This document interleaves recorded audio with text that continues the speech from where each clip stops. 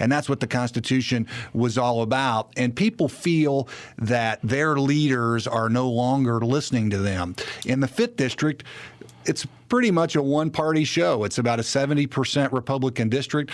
And so those who want to see change really see this congressional primary as their opportunity to send a message about the fact that they're tired of what they're seeing in Washington. They're tired of people who say one thing and do another. They're tired of leaders who really put politics before principle.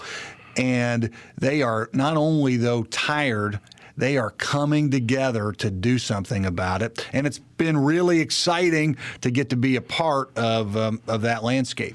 What does it tell you? Or let me ask you this, though.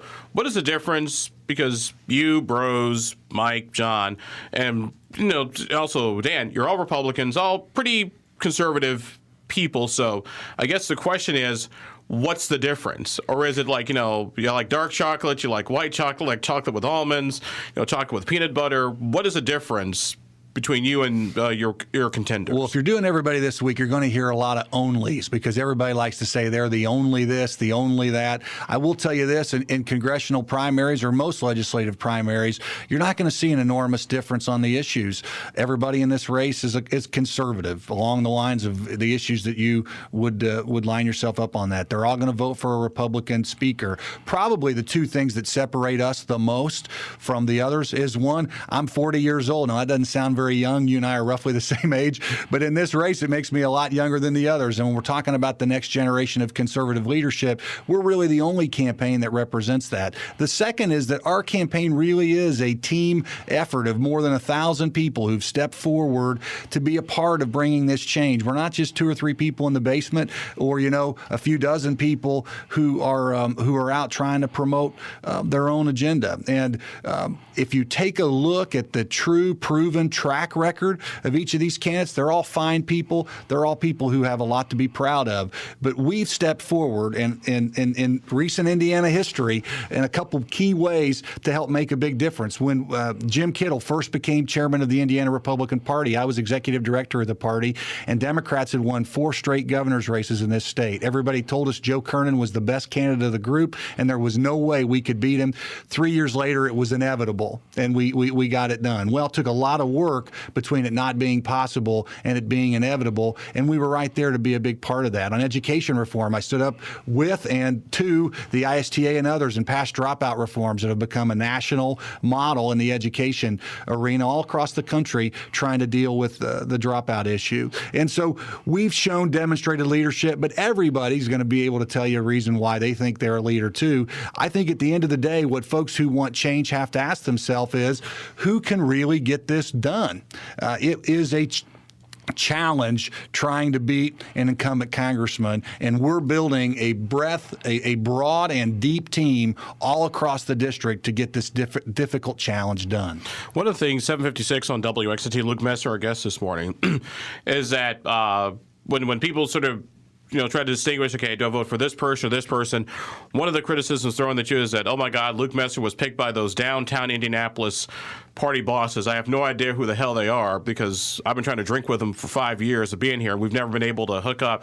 Luke Messer, he's the downtown guy who was picked by the law firms. Yeah. Don't let those downtown elitists tell you guys out here in rural Indiana, in real Indiana, who your congressman is going to be. Yeah, Abdul, it's funny. People say almost anything sometimes to try to get elected. I mean, the truth of the matter is when I was finishing up my schooling, most of these other candidates were elected to office or in a paid party position. By the time I had my first volunteer job in politics, every one of these other candidates were either serving in office or had been in multiple paid political positions.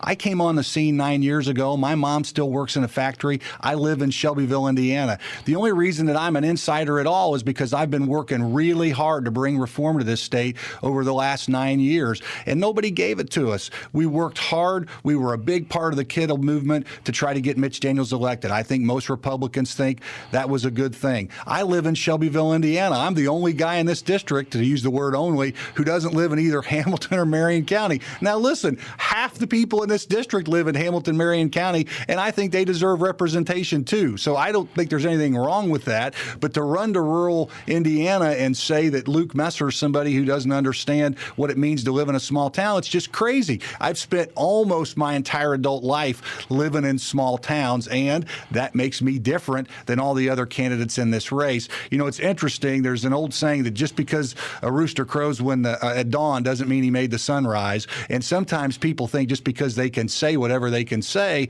that somehow they make it reality. People in our generation call that a Jedi mind trick, right? The idea that you could just somehow say something and make people see something else. We know what the truth is as we go out and work hard around this district and meet people. It's been amazing to see the team that we've built, and we're going to keep fighting hard because you know what? It matters, Abdul. We have to have better leaders who understand what everyday hardworking Americans are going through.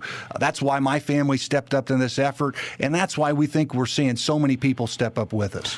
Final question. Between now and the primary, if I can finagle it and get all you guys in one room, just me, the candidates, no staff people, no campaign people, no phone calls. We just sit around the table, talk for an hour, 90 minutes about the issues. You up for it? I would love to do it, Abdul. I would advise. I think the best time to do it is once you have the whole field of candidates who are the final candidates picked.